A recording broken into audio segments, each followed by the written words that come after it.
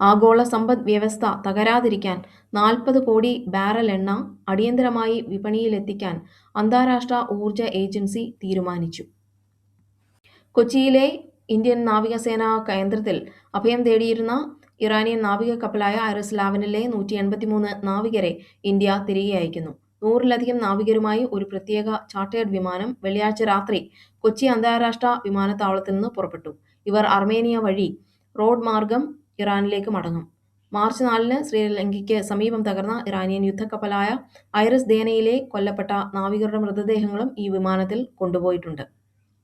സാമ്പത്തിക തകരാറുകളെ തുടർന്നാണ് ഐറിസ് ലാവൻ കൊച്ചിയിൽ അടിയന്തരമായി അടുപ്പിച്ചത്. മാനുഷിക പരിഗണന നൽകിയാണ് ഇന്ത്യ അവർക്ക് അഭയം നൽകിയത്. കപ്പലിന്റെ അറ്റകുറ്റപ്പണികൾക്കായി കുറച്ച് നാവികർ ഇപ്പോഴും കൊച്ചിയിൽ തുടരുന്നുണ്ട്. ഹോർമുസ് കടലിടുക്കിലൂടെ പോകുന്ന വാണിജ്യ കപ്പലുകൾക്ക് സംരക്ഷണം നൽകാൻ അമേരിക്കൻ നാവികസേന ഉടൻ തന്നെ അകമ്പടി സേവിക്കുമെന്ന് പ്രസിഡന്റ് ഡൊണാൾഡ് ട്രംപ് പ്രഖ്യാപിച്ചു. ഇതിനായുള്ള പ്രവർത്തനങ്ങൾ വളരെ വേഗം ആരംഭിക്കുമെന്ന് ട്രംപ് പറഞ്ഞെങ്കിലും കൃത്യമായ ഒരു തീയതി വെളിപ്പെടുത്തിയിട്ടില്ല. നിലവിൽ മേഖലയിൽ ഇറാന്റെ മിസൈൽ ആക്രമണ സാധ്യതകൾ ഉള്ളതിനാൽ അത് കുറച്ചതിന് ശേഷം മാത്രമേ പൂർണ്ണതോതിലുള്ള സുരക്ഷാ അകമ്പടി സാധ്യമാകൂ എന്ന് സൈനിക വക്താക്കൾ അറിയിച്ചു.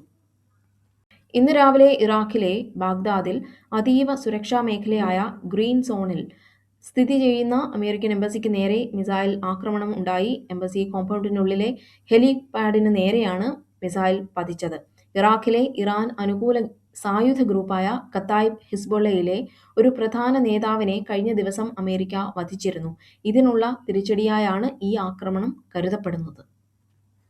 ഒമാനിലെ സോഹാറിൽ നടന്ന ഡ്രോൺ ആക്രമണത്തിൽ 2 ഇന്ത്യക്കാർ കൊല്ലപ്പെട്ടു. ഒമാനിലെ സോഹാറിൽ നടന്ന ഡ്രോൺ ആക്രമണത്തിൽ കൊല്ലപ്പെട്ട 2 ഇന്ത്യക്കാരിൽ ഒരാൾ മലയാളിയാണെന്ന് സ്ഥിരീകരിച്ചു. ലഡാക്കിലെ പരിസ്ഥിതി പ്രവർത്തകൻ സോനം വാങ്ചുക്കിനെ 6 മാസത്തെ തടങ്കലിന് ശേഷം സർക്കാർ മോചിപ്പിച്ചു. അദ്ദേഹത്തിനെതിരെയുള്ള NSA പിൻവലിച്ചു. ഭോപ്പാലിനെ ജലക്ഷാമ മേഖലയായി പ്രഖ്യാപിച്ചു. പുതിയ കുഴൽ കിണറുകൾ കുഴിക്കുന്നത് നിരോധിച്ചു. ഗ്യാസ് കിട്ടാത്തത് കാരണം സംസ്ഥാനത്തെ ഏകദേശം 40% റെസ്റ്റോറന്റുകൾ നിലവിൽ അടഞ്ഞുകിടക്കുകയാണ്. ഗ്യാസ് കിട്ടാതായതോടെ എല്ലാവരും വിറകിലേക്ക് മാറിയത് വിറകിന്റെ ലഭ്യത കുറയ്ക്കുകയും വില വർദ്ധിപ്പിക്കുകയും ചെയ്തു.